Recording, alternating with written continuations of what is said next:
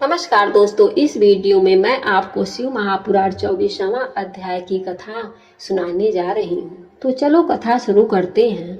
श्रवण मास महात्म्य 24वां अध्याय। यदि किसी भी कारणवश आपने व्रत नहीं भी किया है तो भी आप सभी भक्तजन एक बार कथा को जरूर सुनिएगा। कथा को सुनने मात्र से भी पूर्ण फल की प्राप्ति होती है। तो आपसे करवत विनती है, इस कथा यात्रा को कभी अधूरा ना छोड़ें, क्योंकि यह कोई मनोरंजन की सवारी नहीं बल्कि भवसागर पार कराने वाली वह नाव है जिसमें बैठकर प्राणी इस पार से उस पार जा सकता है। ध्यान रखिएगा, कथा को पूरा अवश्य सुनिएगा। तो आइए आज की कथा प्रारंभ करते हैं। तदंतर ऋषियों ने पूछा, प्रभु आप अपने गणों तथा देवी के साथ अंतर ध्यान होकर भगवान शिव कहाँ गए, कहाँ रहे? वायु बोले, महर्षियों पर्वतों में श्रेष्ठ और विचित्र कंदराओं से सुशोभित जो परम सुंदर मंदराचल है वहीं अपनी तपस्या के प्रभाव से देवाधिदेव महादेव जी का प्रिय निवास स्थान हुआ। उसने पार्वती और शिव को अपने सिर पर ढोने के लिए बड़ा भारी तप किया था और दीर्घ काल के बाद तब उसे उनके चरणाबिंदों के स्पर्श का सुख प्राप्त हुआ। उस पर्वत के सौंदर्य का विस्तार पूर्वक वर्णन सहस्त्रों मुखों द्वारा 100 करोड़ वर्षों से भी नहीं किया जा सकता। उसके सामने समस्त पर्वतों का सौंदर्य तुच्छ हो जाता है। उसका सौंदर्य वर्णन संभव ही नहीं है। अतएव मुझमें उसके सौंदर्य वर्णन के प्रति उत्साह नहीं है। इस संबंधों में यही कहा जा सकता है कि इस सुंदर पर्वत पर किसी अपूर्व समृद्धि के कारण इसमें शिव जी के निवास की योग्यता है। इसलिए महादेव जी ने देवी का प्रिय करने की इच्छा से उस अत्यंत रमणीय पर्वत को अपना अंतःपुर बना लिया। उस पर्वत को मध्यवर्ती भूमियां स्वच्छ पाषाण तथा वृक्ष शिव तथा पार्वती के नित्य कारण समस्त संसार की सौभाग्य को तिरस्कृत करते हैं। संसार के माता पिता देवी पार्वती तथा भगवान शंकर के स्नान पान आदि के लिए इधर उधर बहते हुए झरनों का शीतल निर्मल तथा सुपेय जल नित्य प्रति अर्पित करके यथेष्ट पूर्ण संस्कारों को प्राप्त किए। उस हिमालय का मानव पर्वतों के अधिपति पद पर उन झरनों के जल से अभिषेक सा किया जा रहा है। रात्रि के समय उदित हुआ चंद्रमा हिमालय के शिखर पर स्थित है, जिससे प्रतीत होता है कि मानव पर्वतों के साम्राज्य पर अधिष्ठित उस गिरिराज के ऊपर चंद्र रूपी राज छत्र शोभायमान हो रहा है।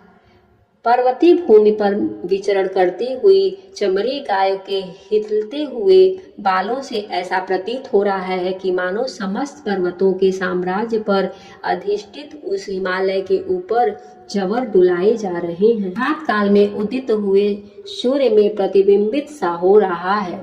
हिमालय ऐसा प्रतीत हो रहा है मानो रत्नभूषित वह पर्वतराज अपने देह सौंदर्य को दर्पण में देखने का उद्यत सा हो गया हो। जाल के रूपी जटाओं को धारण किए हुए वे पर्वतीय वृक्ष वाचाल पक्षियों के कलाहल लटकते हुए कोमल पल्लवों तथा वायु द्वारा कंपित लताओं से झड़ते हुए पुष्पों के द्वारा मानो तपस्वियों की भांति गिरिराज हिमालय का समर्पण तथा आशीर्वाचन के साथ विजयाभिनंदन सा करते हुए प्रतीत हो रहा है। ऊंचे नीचे तथा तिरछे श्रृंगों से युक्त वह पर्वत मानो पृथ्वी से पालन में गिरा सा हो रहा है अथवा भूपृष्ठ से ऊपर की ओर उछल सा रहा है या सभी दिशाओं में व्याप्त होकर आकाश में घूम सा रहा है अथवा सारे संसार को देखता हुआ सदा नृत्य सा कर रहा है। वह पर्वत विस्तृत उदर वाले विशाल कंदराओं के द्वारा मानो अपना मुख फैलाकर अपने न पचाकर जमाई सा ले रहा हो, या कि मानो सारे संसार को निगल सा रहा हो अथवा सागर को पी सा रहा हो, अपने भीतर छिपे हुए अंधकार का वमन सा कर रहा हो अथवा बादलों से आकाश को मदमत सा करता हुआ प्रतीत हो रहा है। दर्पण के समान उज्जवल अंत देश वाली आवास भूमियों तथा अपनी सघन तथा स्नग्ध छाया से सूर्य के ताप को दूर करने वाले आश्रम के वृक्षों तथा नदियों, सरोवरों, तड़ागों आदि को छूकर बहने वाली शीतल हवाओं को उन शिवा शिव ने जहाँ तहाँ विश्राम करके कृत्य कृत्य किया। इस सर्वश्रेष्ठ पर्वत का स्मरण करके रैभ्य आश्रम के समीप स्थित हुए अंबिका सहित भगवान त्रिलोचन वहां से अंतर ध्यान होकर चले गए। मंदराचल के उद्यान में पहुंचकर देवी सहित महेश्वर वहां के रमणीय तथा दिव्य अंतःपुर की भूमियों में रमण करने लगे। जब इस तरह कुछ समय बीत गया और ब्रह्मा जी मैथुनी सृष्टि के द्वारा प्रजाएं बढ़ गईं, तब शुंभ और निशुंभ नामक दो दैत्य उत्पन्न हुए। वे परस्पर भाई थे। उनके तपोबल से प्रभावित होकर मेष्ठी ब्रह्मा ने उन दोनों भाइयों को यह वर दिया था कि इस जगत के किसी भी पुरुष से तुम मारे नहीं जा सकोगे। उन दोनों ने ब्रह्मा जी से यह प्रार्थना की थी कि पार्वती देवी के अंश से उत्पन्न जो अयोनिजा कन्या उत्पन्न हो, जिसे पुरुष का स्पर्श तथा रति नहीं प्राप्त हुई हो तथा जो अलंघन पराक्रम से संपन्न हो, उसके प्रति काम भाव से पीड़ित होने पर हम युद्ध में उसी के हाथों मारे जाएं। उनके इस प्रार्थना पर ब्रह्मा जी तथास्तु कहकर स्वीकृति दे दिए। तभी से युद्ध में इंद्र आदि देवताओं को जीतकर उन दोनों ने जगत को अनिर्ति पूर्वक वेदों को स्वाध्याय और वस्कार आदि से रहित कर दिया। तब ब्रह्मा ने उन दोनों के वध के लिए देवेश्वर शिव से प्रार्थना की, प्रभु आप एकांत में देवी की निंदा करके भी जैसे तैसे उन्हें क्रोध दिलाइए और उनके रूप रंग की निंदा से उत्पन्न हुई काम भाव से रहित कुमारी स्वरूपा शक्ति को निशुंभ और शुंभ के वध के लिए देवताओं को अर्पित कीजिए। ब्रह्मा जी के इस तरह प्रार्थना करने पर भगवान ने लोहित रुद्र एकांत में पार्वती की निंदा सी करते हुए मुस्कुराकर बोले, तुम तो काली हो। तब सुंदर वर्ण वाली देवी पार्वती अपने श्याम वर्ण के कारण आक्षेप सुनकर कुपित हो उठी और पतिदेव से मुस्कुराकर समाधान रहित वाणी द्वारा बोली। देवी ने कहा, प्रभु यदि मेरे इस काले रंग पर आपका प्रेम नहीं है तो इतने दीर्घ काल से अपनी इच्छा का आप दमन क्यों करते रहे। जब आपको मेरे इस स्वरूप से अरुचि थी तो आप मेरे साथ रमण क्यों करते रहे। हे जगत के ईश्वर, आपके लिए आसक्त तो कुछ भी नहीं है। आप स्वात्मा राम के लिए रति सुख का साधन नहीं है। यही कारण है कि आपने बलपूर्वक कामदेव को भस्म कर दिया। कोई स्त्री कितनी ही स्वर्ग सुंदरी क्यों न हो, यदि पति का उस पर अनुराग नहीं हुआ तो अन्य समस्त गुणों के साथ ही उसका जन्म लेना व्यर्थ हो जाता है। स्त्रियों की यह सृष्टि ही पति के अनुराग का प्रधान अंग है। यदि वह उससे वंचित हो गई तो इसका और कहाँ उपयोग हो सकता है। इसलिए आपने एकांत में जिसकी निंदा की है उस वर्ण को त्याग कर अब मैं दूसरा वर्ण ग्रहण करने अथवा स्वयं ही मिट जाऊंगी। ऐसा कहकर देवी पार्वती शैया से उठकर खड़ी हो गई और तपस्या के लिए दृढ़ निश्चय करके गदगद कंठ से जाने की आज्ञा मांगने लगी।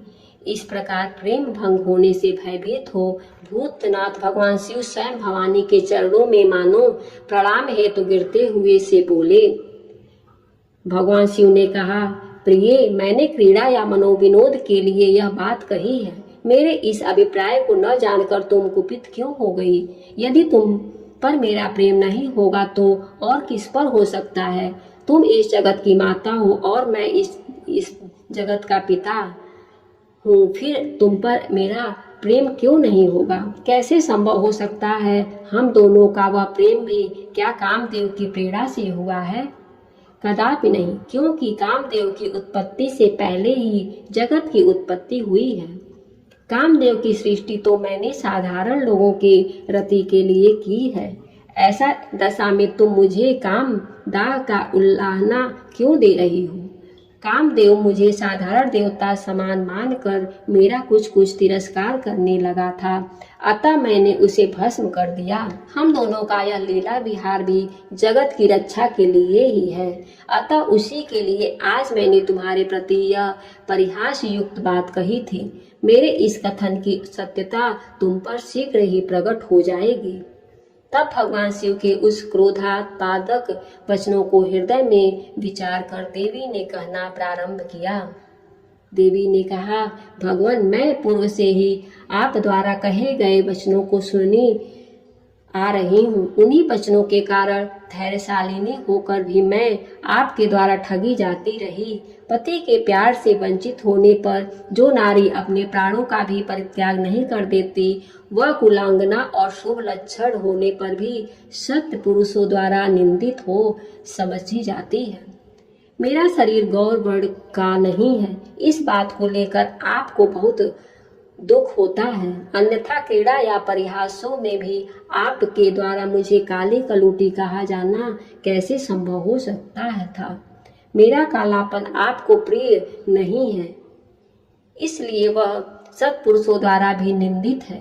अतः तपस्या द्वारा इसका त्याग किए बिना अब मैं यहाँ रह ही नहीं सकती। शिव बोले, यदि अपनी श्यामता को लेकर तुम्हें इस तरह संताप हो रहा है तो इसके लिए तपस्या करने की क्या आवश्यकता है। तुम मेरी या अपनी इच्छा मात्र से ही दूसरे वर्ण से युक्त हो जाओ।